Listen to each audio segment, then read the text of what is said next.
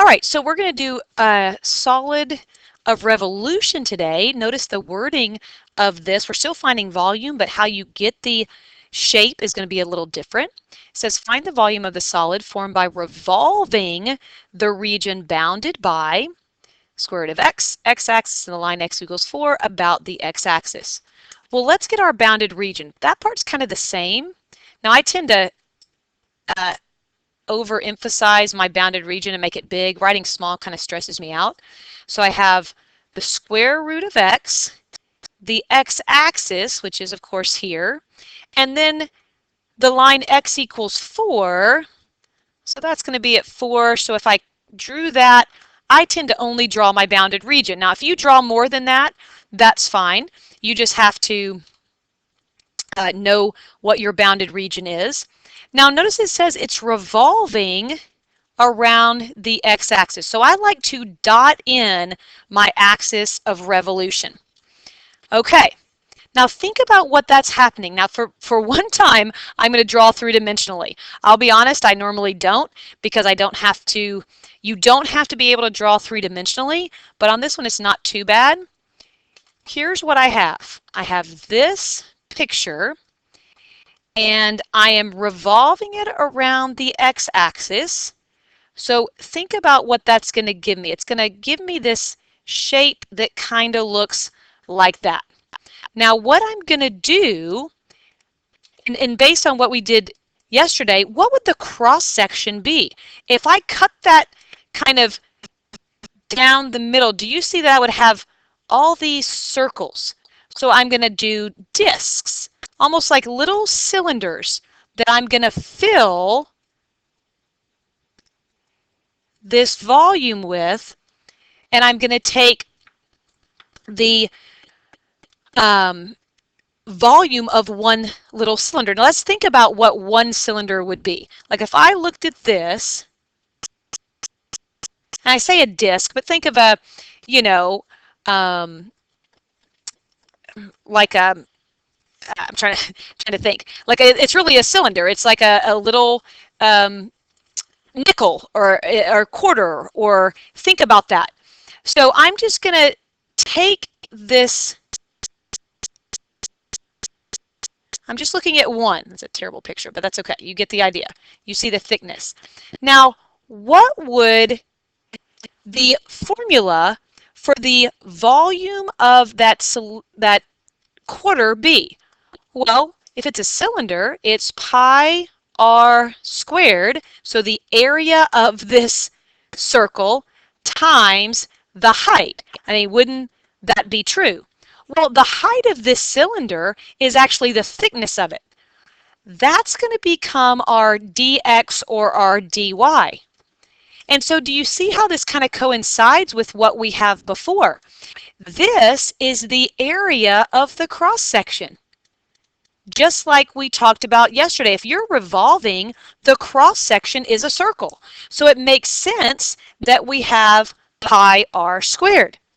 Now let's think about this. That's one of the cylinders. Well, if I want to add them up, what am I going to do? Well, of course, you're going to integrate. So the first thing I figure out is whether I'm integrating or on dx or dy. I will tell you with discs, you cannot choose.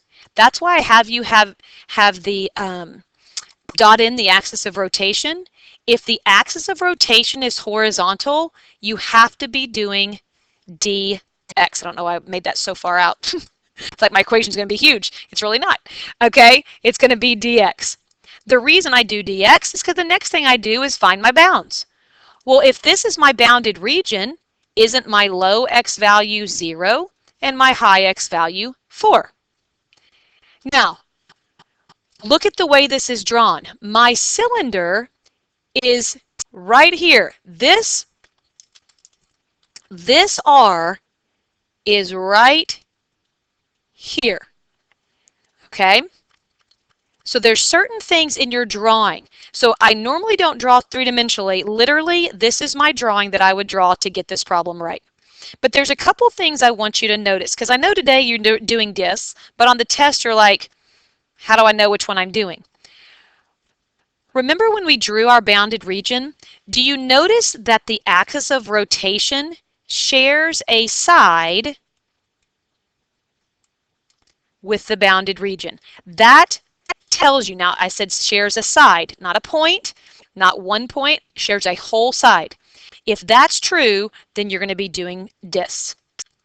Now in your drawing, big R is always perpendicular to the axis of rotation. So my axis of rotation was horizontal, so my R is going to be vertical through that bounded region.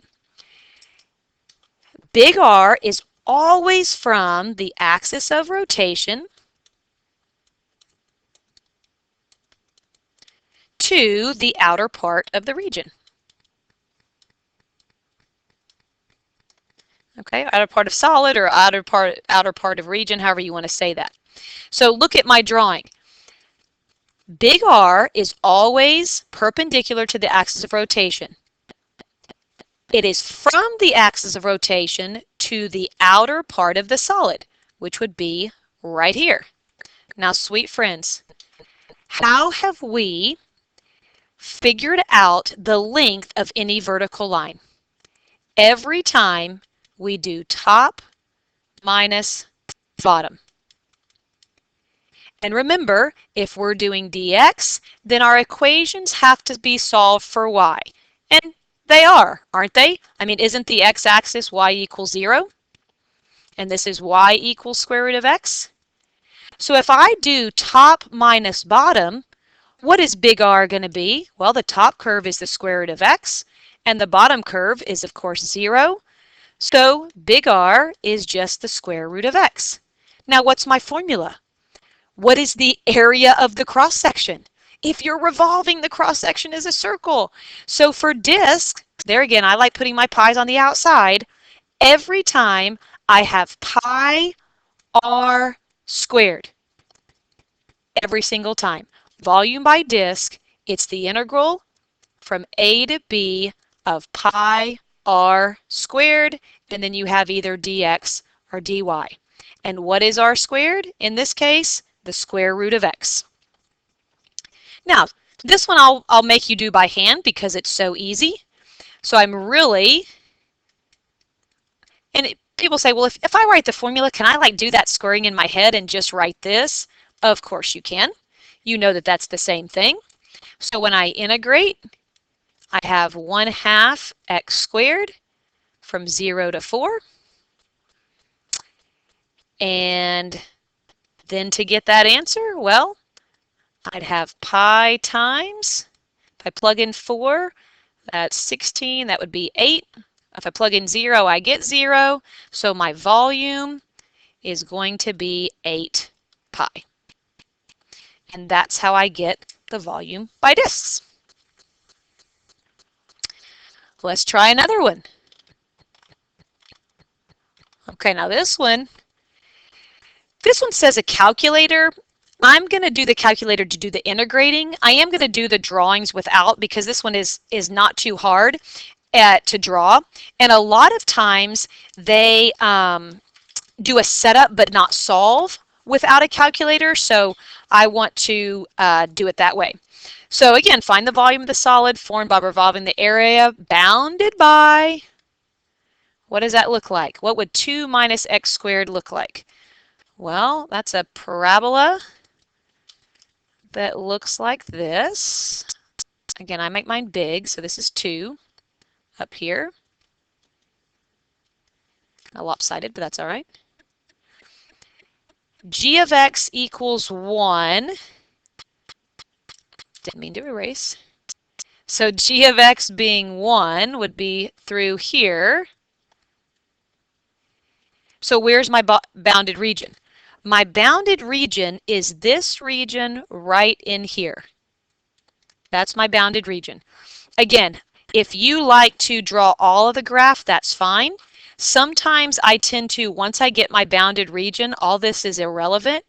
And I have a very large eraser on this pen, so it's kind of hard. But you can erase everything but your bounded region. I like to do that. It kind of, you know, makes it less confusing for me. So I like to do that. It doesn't matter to me what you end up doing. Now, a couple things. I said with your drawing, I'd like you to dot in the axis of rotation.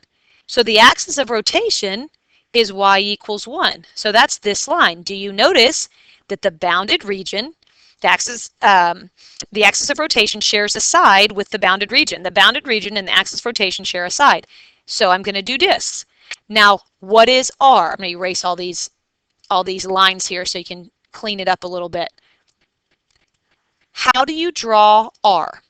When you draw R, it is perpendicular to the axis of rotation through the bounded region. I never draw my R in the middle because you start making assumptions that aren't true. Remember, your R's are changing, so these are all your R's. Okay, let's think about what that equation will be. R is top minus bottom. What is the equation of the top? The equation of the top is 2 minus x squared. What is the equation of the bottom? That's 1. So this is your R. Okay? So my volume by disk is I know it's going to be pi.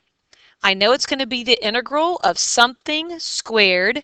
And because my axis of rotation is horizontal, I knew it was dx. Well, gosh, I actually already figured out what goes in here. And remember, if it says set up but do not solve, you do not have to clean up one bit. I know that I could clean that up, but you don't have to. So you can just leave it like that. Now, what do I not have?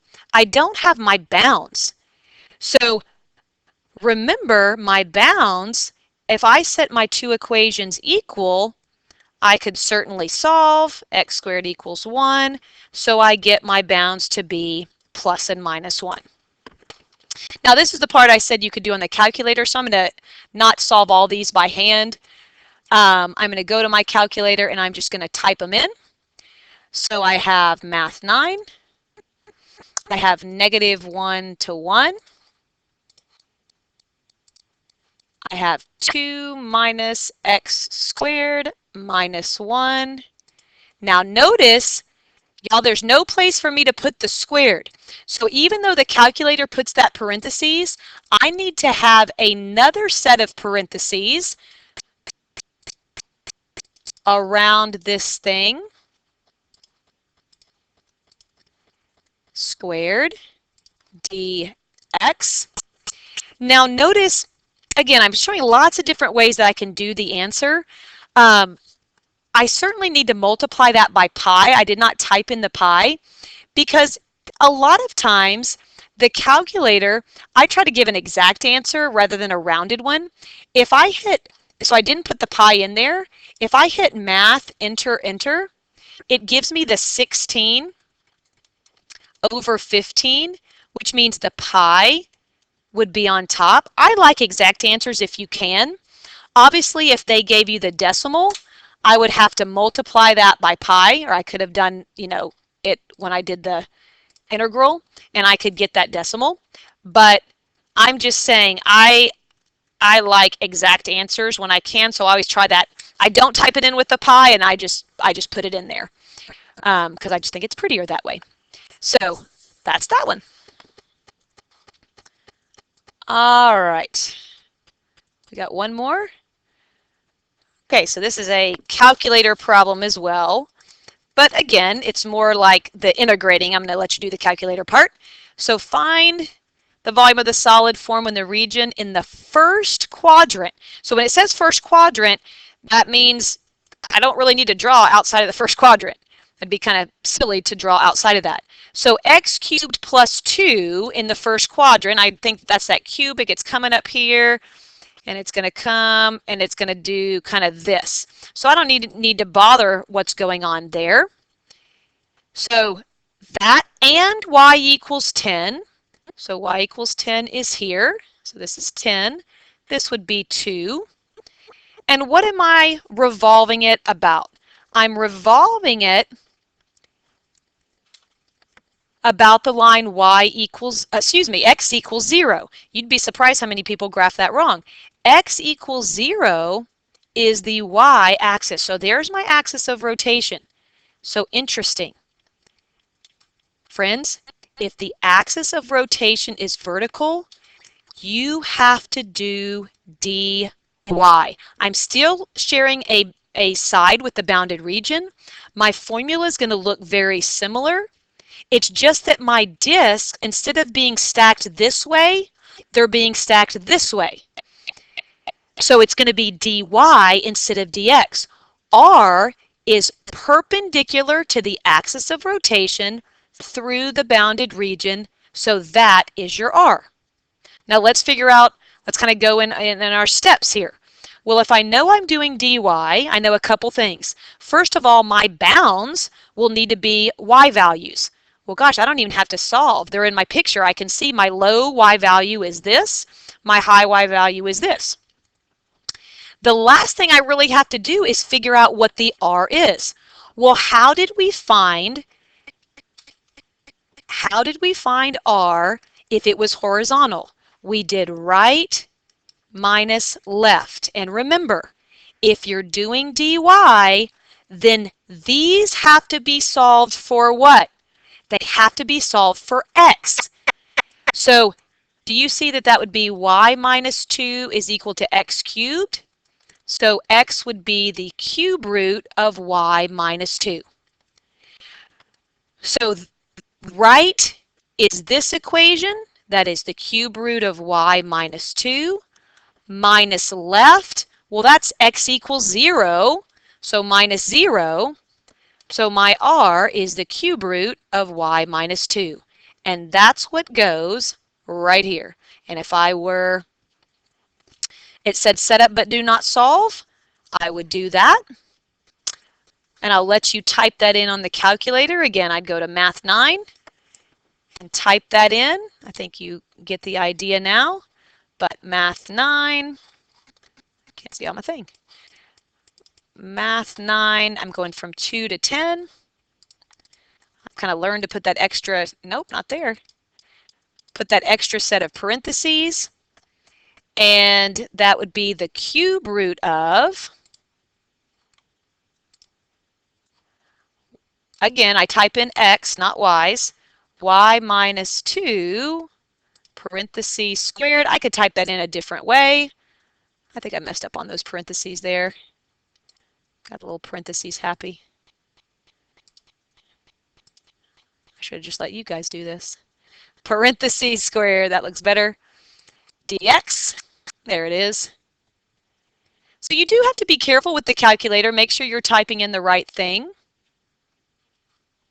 I'm going to hit Math, enter, see if it gives me an exact. I don't think it did.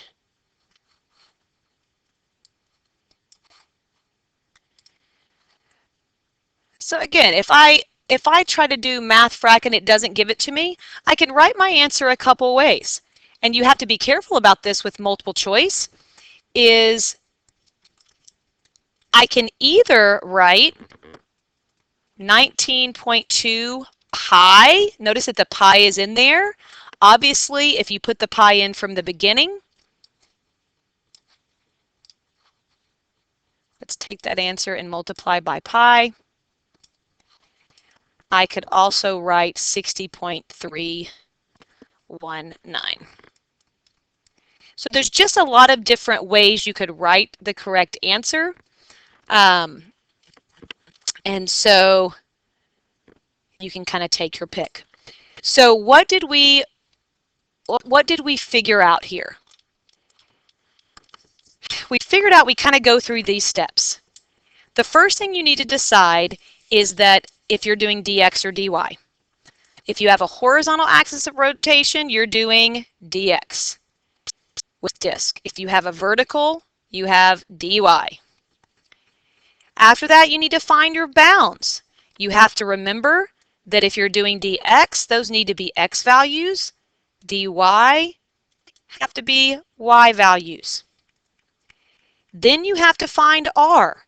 Well, if you're doing dx, then that means your r's are stacked this way. So you're going to be doing top minus bottom. If you have a vertical axis of revolution, your r's are going to be stacked that way. So you're going to be doing right minus left. Okay. Also remember, when you're doing if you're doing dx, that means your equations have to be solved for y, and over here your equations have to be solved for x. So you're making sure you're doing the right thing. And then you write your formula. The formula for dis is always pi times r squared, and of course dx or dy. Every time. So I'm just to put your bounds. We talked about those being the correct x or y values. And so that's your formula. Okay, very methodical. Go through those steps and you got it. Peace out.